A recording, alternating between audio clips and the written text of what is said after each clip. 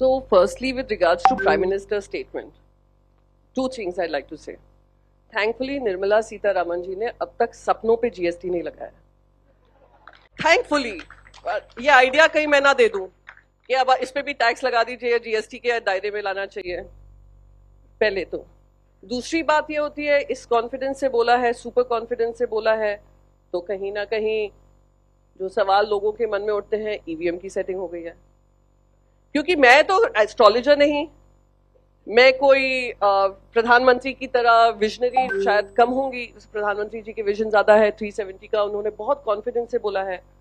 तो मैं बस यही कहूंगी कि हाँ, हमें कॉन्फिडेंस से ज्यादा जनता पे पूरा भरोसा है कि जनता देख रही है कि कहीं ना कहीं जो मापदंड 2014 में जो वादे देश की जनता को किए गए थे और जिनको 4 पिलर्स बनाकर अभी ला रहे हैं.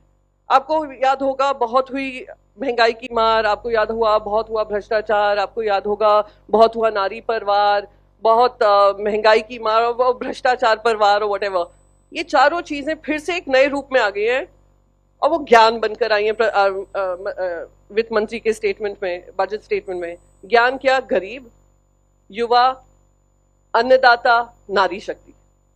वही चीज 2014 में कही थी. तो हमें पूरा जनता पे विश्वास है कि जो चीज वो देख रहे हैं, जो चीज वो शायद भुगत भी रहे हैं, जो उनकी दिक्कतें हैं, जो उसकी समस्याएं हैं, वो अगर हम एकजुट होकर एक ऑल्टरनेट नैरेटिव देते हैं गवर्नेंस का, हम पूरी तरीके से विजयी होंगे. देश ने इंडिया शाइनिंग भी देखा है, इंडिया ने इमरजेंसी भी देखा है, इमरजेंसी के बाद इंदिरा गांधी जी को हारते हुए देखा है, इंदिरा गांधी जी को फिर से जिताते हुए देखा है. तो मैं प्रिडिक्शन तो देश की जनता के बारे में नहीं कहूंगी, पर यह जरूर कहूंगी कि 100% भरोसा है.